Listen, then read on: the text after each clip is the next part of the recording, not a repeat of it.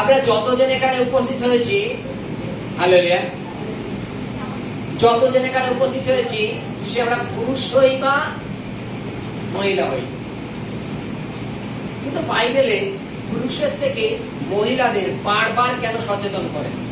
Hallelujah, বারবার কেন সচেতন করে?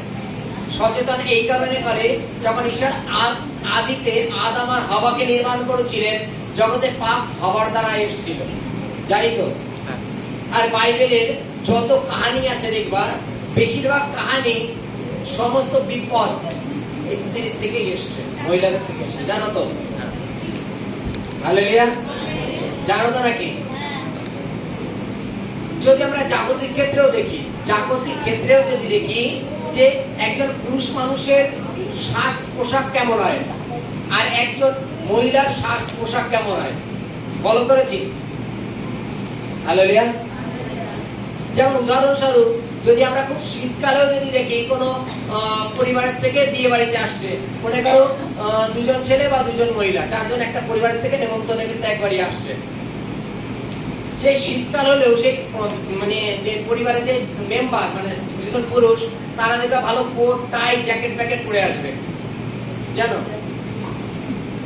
কিন্তু সেই বাড়ির যে দুজন মহিলা আসছে, তারা দেখবা কাপড় পরলে চাদর তো নেবেই না, আর যদিও চাদর নেয় এক সাইডে ঝুলে রয়েছে, শীত লাগছে কিন্তু। হালেলুয়া, বুঝতে পারছি আমরা, শীত লাগছে, অথচ ফ্যাশনের জন্য পোস্টপাতের জন্য ওটা গায়ে দেবে না। হালেলুয়া। ওর জন্য বাইবেলে বারবার মহিলাদের ঈশ্বর সাবধান করতে চান। হালেলুয়া, যেন আমরা জাগতিক অভিলাষ মত্ততায় না চলি। হালেলুয়া। আমি পড়ছি প্রথম তিমথিও 2:9, এখানে কি বলছে দেখো, সেই প্রকার নারীগণ সলজ্জ ও সুবুদ্ধি ভাবে পরিপাটি বেশে আপনাদিগকে ভূষিতা করুক, বেণীবদ্ধ, কেশপাশ ও স্বর্ণ বা মুক্তা বা বহুমূল্য পরিচ্ছদ দ্বারা নয়, কিন্তু যা ঈশ্বরের ভক্তির অঙ্গীকারকারিণী নারীগণের যোগ্য, সৎক্রিয়ায় ভূষিতা হোক। হালেলুয়া। ঈশ্বর নারীগণকে চান যে নারীগণ আসুক আমার নিকট প্রার্থনা করুক। বাইবেলে কি বলছে, জগতের নারীগণ তার পরিপেটি বেশটা কিরূপ হয়? হালেলুয়া, কিরূপ হয়? হালেলুয়া।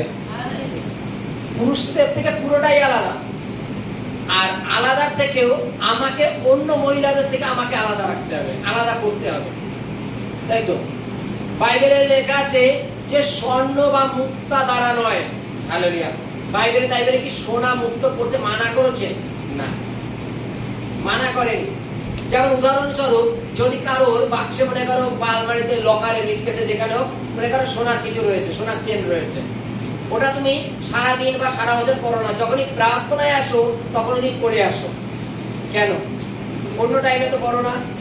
ওরকম টাইমে পড়ে আসার কারণ যে আমার লোককে দেখাতে হবে যে আমার কিছু আছে। হালেলুয়া। ঈশ্বর এটা চায় না মন চায়? হালেলুয়া। বাইবেলে বলছে পরিপাটি বেশে তারা বসুক, এক কথা যাকে বলে ভদ্র হয়ে বসুক। একজন ভদ্র যে কিভাবে প্রার্থনা করে, সে নিজেকে সুন্দরভাবে গুছিয়ে নিয়ে প্রার্থনা করে। হালেলুয়া। সে নিজেকে সুন্দরভাবে গুছিয়ে নিয়ে প্রার্থনা করে। যদি এই বাইবেলে লেখা আছে তোমরা মস্তকে গেছে দাও, হয়তো উপস্থিত সমস্ত মা বোনরা হয়তো কিছু কিছু ক্ষেত্রে তার আঁচল দেয় কিংবা কেউ ওড়না দেয়, কিছু কিছু ক্ষেত্রে দিই। যদি আমরা আমাদের গলায় সোনার চেন থাকে, ও যদি আমরা কাপড় দিয়ে ওটা ঢেকে যাবে, ওড়না দিলেও ঢেকে যাবে, তাহলে চেনটা আমার লোকরে দেখাতেই হবে। তাতে রুমালটা ভাঁজ করে হয়তো ছোট করে মাথার উপরে দিলাম, আর ঘাড়ের কাপড়টা একটুখানি এরকম করে রেখে দিলাম, যেন চেনটা আমার লোকে দেখতে পারে। বাইবেলে কি বলছে? ঈশ্বর এইরূপ আরাধনা প্রার্থনা চায় না, ঈশ্বর এইরূপ ভঙ্গিমা চান না। ঈশ্বর আমাদের সকলকে পবিত্রতায় চান, আমরা যেন পবিত্র ভাবে তার আরাধনা প্রার্থনা করি। বাইবেলে কি লেখা আছে দেখো। হালেলুয়া।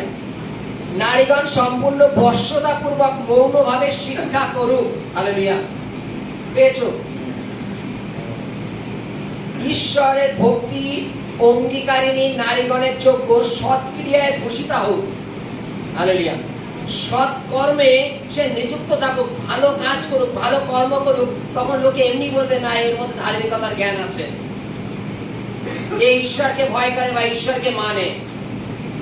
আমরা খুব মানে এক কথায় আমরা বলি, মনে করেন আমি উগ্র সেজে আমি এখানে বসে বললাম, আর আমার শাস্ত্র আমি লোককে দেখাতে চাই, তার জন্য আমি পরিপেটি মানে এমন ভাবে সেজে আসলাম যে লোকে যেন বারবার আমাকেই ফলো করে।